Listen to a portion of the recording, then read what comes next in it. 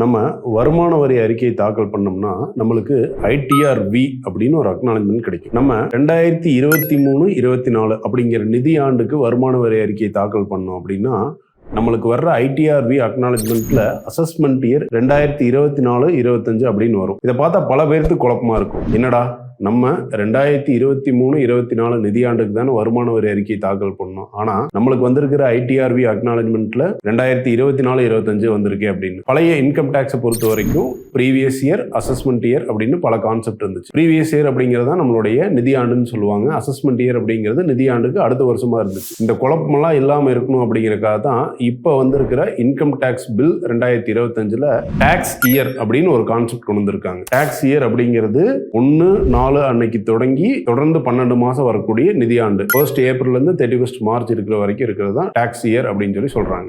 இனிமேல் ஐடிஆர்வி அக்னாலஜ்மெண்ட்லயும் tax year அப்படிங்கிறது தான் வரும். நம்மளுக்கு கன்ஃபியூஷன்ஸ் இருக்காது. இப்போ இதே புதுசா ஒருத்தவங்க தொழில் தொடங்குறாங்க அப்படின்னா எந்த தேதியில தொழில் தொடங்குறாங்களோ அந்த தேதியில இருந்து 31 மார்ச் வரைக்கும் இருக்கிறது தான் அந்த தொழிலுக்கு உண்டான டாக்ஸ் இயர் அப்படின்னு சொல்லி சொல்லுவாங்க.